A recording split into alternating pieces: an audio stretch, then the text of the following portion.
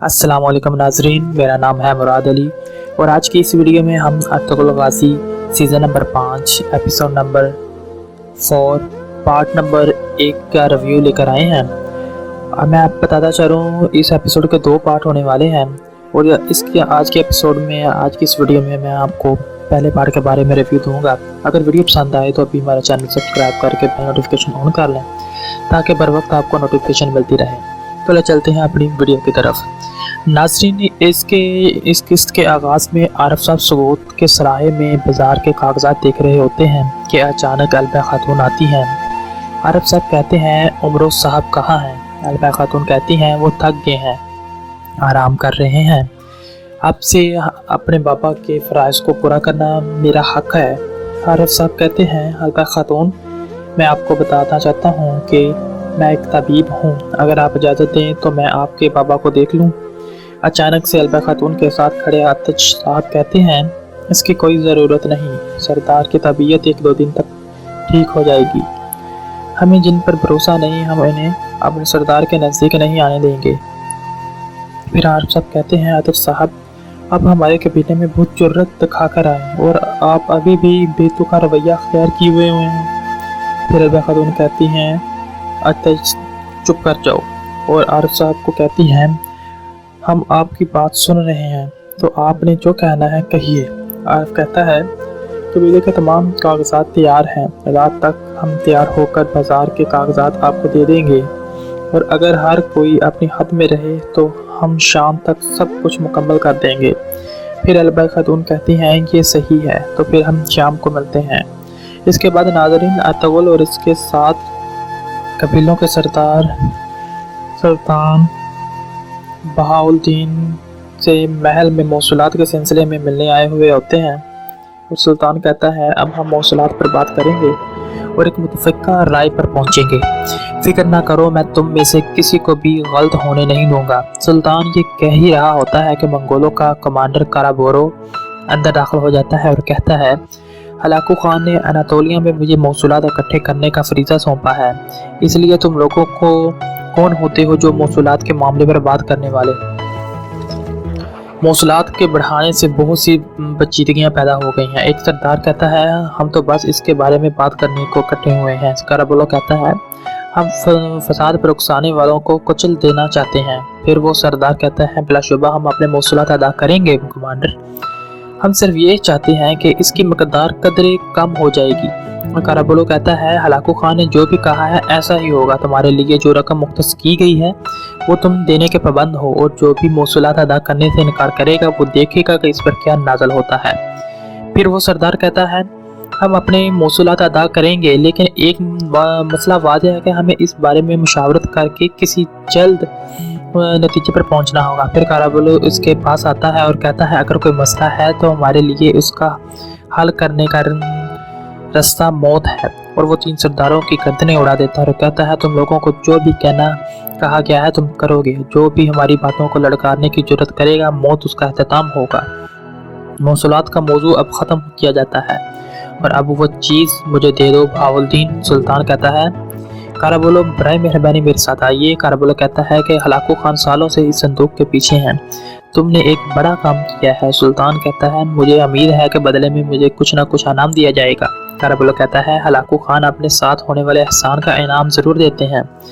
फिर अर्तुगरुल बाहर नूरगुल और बाबर के पास आ जाता है और कहता है मैं कभी भी अपनी पूरी ज़िंदगी में अपने आप को इस कदर लाचार महसूस नहीं किया। मेरे भाइयों, अभी अंदर से इस मंगोल कुत्ते ने हमारे 3 सदरान को कत्ल कर दिया और मैं कुछ भी ना कर सका और इस संदूक की मौजूदगी का 1000 शुक्र अदा करे, वरना मैं वहीं उसका दिल चीर कर बाहर निकाल देता। फिर कुछ सिपाही और वो संदूक अर्तुगरुल लोगों के पास से लेकर जा रहे होते हैं। अर्तुगरुल कहता है भाइयों चलो इसके साथ चलें और वो सिपाही संदूक को काराबोलो के पास ले जाते हैं और वो इसको एक चमड़े में बंद कर देता है और सिपाहियों को कहता है चलो सिपाहियों मुझे बगैर तखीर किए इस संदूक को हलाकू खान तक पहुंचाना है।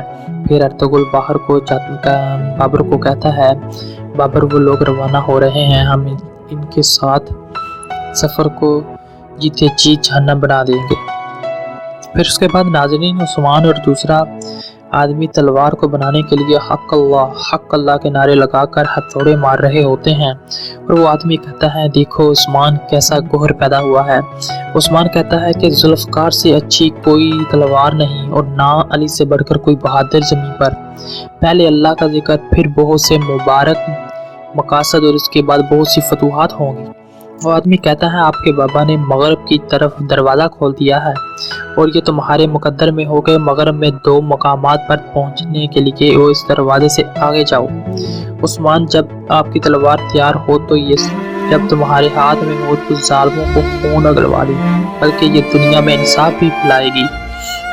उसके बाद नाज़रीन क्यूकलस अपनी सिपाहियों के अपनी बेटियों के साथ खाना खा रहा होता है और वो छोटी बेटी नीहा से पूछता है नीहा तुम्हारा हार कहाँ है, इसे संभाल कर तो रखा है। नीहा कहती है बाबा शायद उस दिन लड़ाई वाली जगह पर गिर गया हो।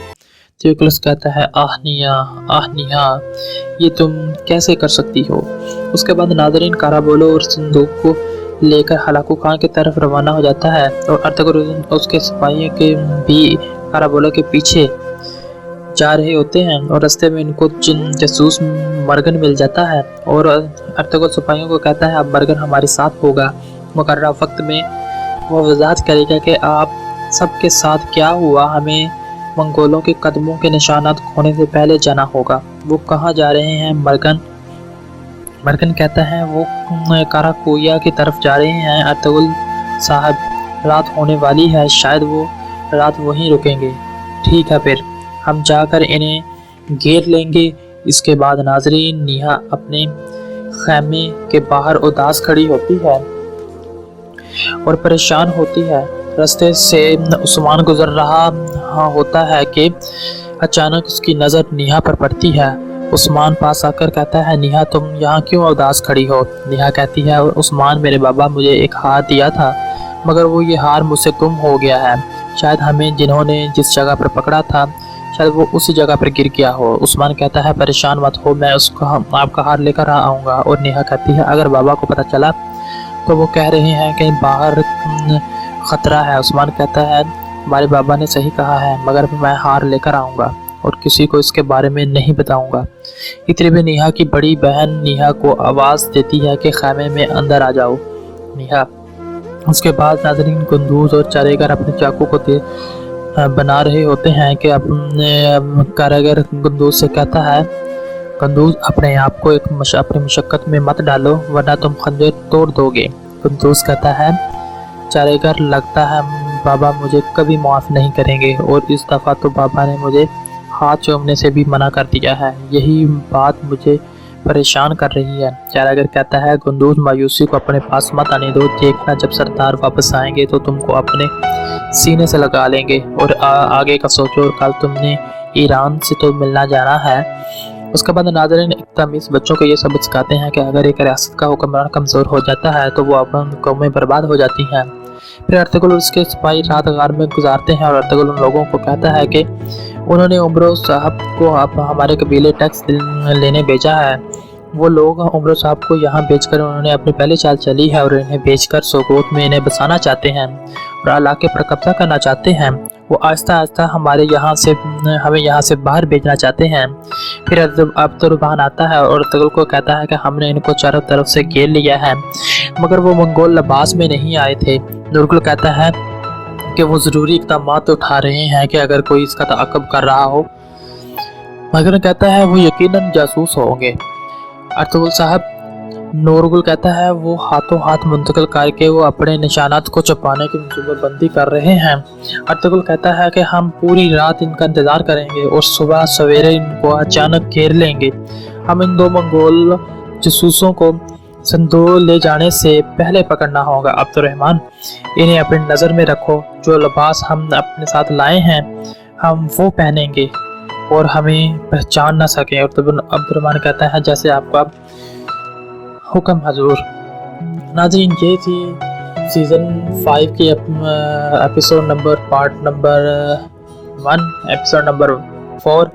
अगर आपको ये रिव्यू अच्छा लगा, हेल्पफुल लगा तो राय मेहरबानी हमारा चैनल सब्सक्राइब कर लें। पंजाबी बैठक सब्सक्राइब करके बेल नोटिफिकेशन को ऑन कर लें ताकि हमारी हर अपलोड होने वाली वीडियो की नोटिफिकेशन बर वक्त आपको मिलती रहे।